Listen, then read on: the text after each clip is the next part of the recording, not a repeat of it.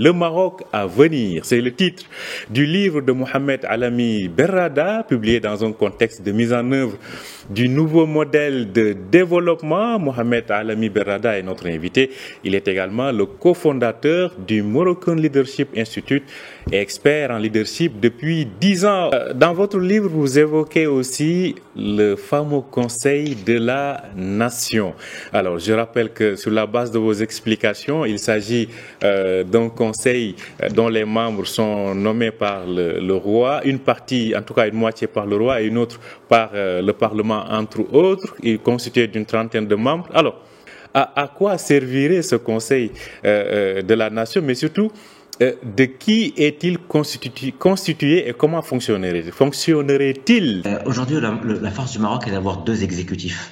Un exécutif très fort, qui est représenté par la monarchie et le Makhzen, et un exécutif représenté par le pouvoir électif, la participation, qui est le gouvernement. On aboutit à un cadençage des réformes qui est beaucoup plus lent, à une évaluation moins serrée des programmes, et parfois à l'installation de dirigeants d'établissements publics, d'offices publics, etc., qui passent de très longues périodes à la tête de leur établissement pendant 10, 15, 20 ans, alors qu'un séquençage et une passation de nouveaux talents tous les 5-7 ans dans les établissements publics peut accélérer très significativement l'efficacité de ces établissements. Alors le Conseil de la Nation, qui serait une nouvelle instance intercalaire entre le gouvernement et la monarchie et le Makhzen, permettrait, avec une représentation à 50% par des représentants du roi et 50% par des sages, qui ont la liberté de s'exprimer au nom du peuple, d'évaluer de manière très régulière tous les ans les réformes qui ont été lancées sur la base de chiffres et de sanctionner ou de gratifier les dirigeants de ces réformes-là tous les ans avec une cadence régulière pour mettre en guillemets la pression sur la vitesse de réforme. La deuxième fonction du Conseil d'administration, du Conseil de la Nation, permettrait de constituer un vivier de compétences, une base de données de jeunes talents qu'on pourrait prendre de la fonction du privé. Il y a d'énormes talents dans le privé pour venir compléter les talents du public. On aurait un vivier de 1000 personnes qui pourraient venir être éligibles à des fonctions de ministre, de secrétaire généraux de ministère, de patron d'établissements publics pour mener les réformes. Et enfin, ce Conseil de la Nation permettrait d'évaluer, de faire un contrôle qualité des plans stratégiques et des plans de stratégie sectorielle avant qu'elles soient présentées au Conseil Conseil des ministres, avant qu'elles soient présentées au roi, qu'on contrôle que les stratégies qui vont être présentées, qui vont être adoptées, répondre à des critères de calibrage de ressources, d'objectifs, de KPIs mesurables, etc., pour qu'on ait des projets de réforme qui soient tenables, contrôlables et mesurables.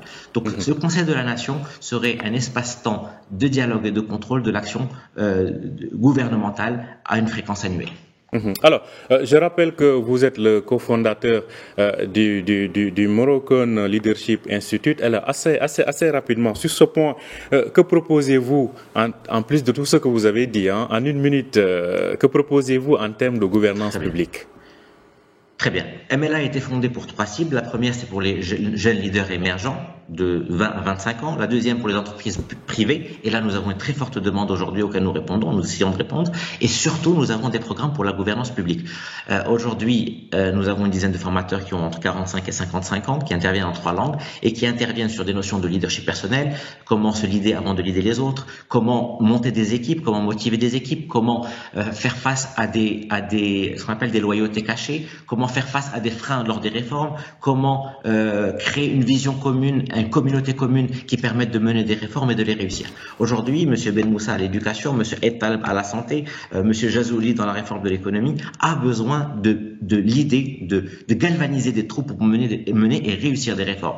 Et ce que propose MLI, c'est une dizaine d'intervenants de leadership qui peuvent intervenir à la demande de dirigeants publics pour injecter du leadership dans leurs équipes et créer une vision commune et galvaniser les équipes pour réussir des réformes.